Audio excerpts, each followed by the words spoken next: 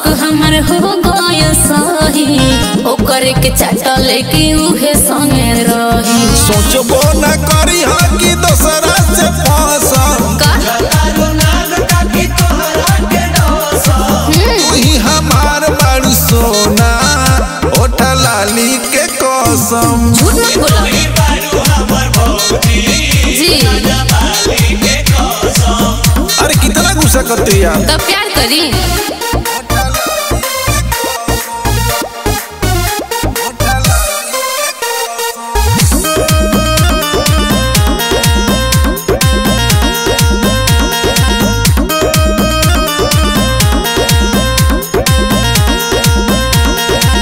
सुखल जमीन की चिकाच होई धनिया बिना बदरी के बरसे लुरनिया।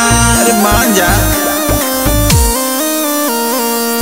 अभी के अभी हम जाएब नहीं हर हो रहब ना एको छने अब तोहरा घर हो। लागता दिमाग तोहर हो गइल मौसम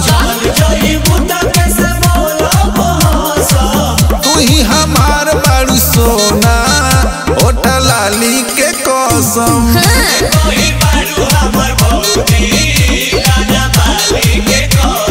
मक्खन मत लगाओ।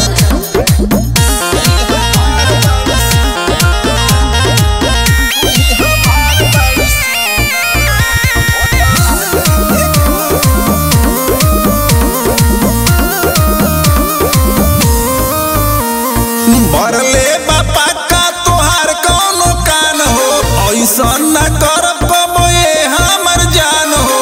काहे सकत रे भाई सच ना सही हो मन मनोज भइल तो छोटा सर हो झूठो दिखावा तारा प्यार के तू बार हो। ए धनी तोहरा हम प्यार ला तरसम। अच्छा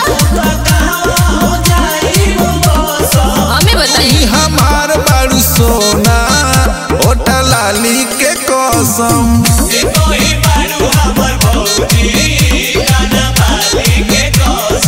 अब बोरिया बिस्तर बांध ले बनी रुकब ना।